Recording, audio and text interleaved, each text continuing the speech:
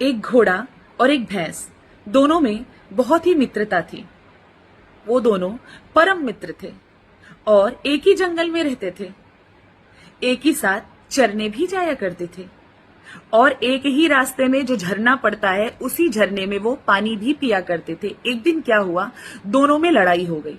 अब भैंस के तो बड़ी बड़ी सींगें होती हैं, तो उसने क्या किया, अपनी सींगों से घोड़े को मार मार करके अधमरा कर दिया।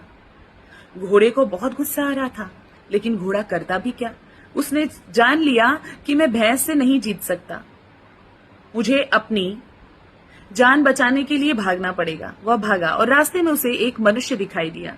उसने उस मनुष्य से सहायता मांगा, तो उस मनुष्य ने पता है क्या कहा, उसने कहा कि भैंस के तो बड़ी बड़ी सींगें होती है, मैं उससे भला तुमको कैसे बचा सकता हूं।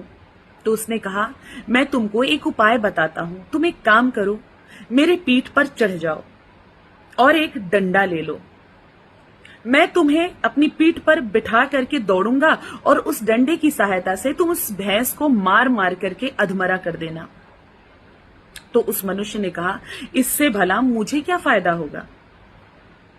तो उस घोड़े ने कहा कि तुम्हारा भी बहुत ज्यादा फायदा होगा। भैंस मीठा दूध देती है, तो तुम उसे, जब बेहोश अवस्था में होगी भैंस, तो तुम उसे अपने घर ले जाकर के बांध देना। तो मनुष्य जो है घोड़े की बात मान लेता है और उसकी पीठ पर चढ़ जाता है, मोटा डंडा ले लेता है। वह घोड़ा दौड़ता है और उस डंडे की सहायता से मनुष्य भैंस को मार मार करके अधमरा कर देता है और उस अवस्था में उसे अपने घर पे ले जाकर के बांध देता है। अब वह घोड़ा बोलता है, एक काम करो, मेरा काम हो गया, मुझे जो है तुम छोड़ दो। मनुष्य बहुत जोर जोर से हंसता है और कहता है कि ये काम तो मैं नहीं कर सकता।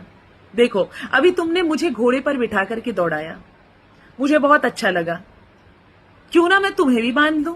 जब भी मुझे दौड़ने का मन करेगा, सवारी पर जाने का मन करेगा, घुड़सवारी करने का मन करेगा, तो मैं तुम्हारी पीठ पर बैठा करूंगा और तुम मुझे लेकर चला करोगे। तो अब घोड़े को नहीं अच्छा लग रहा है।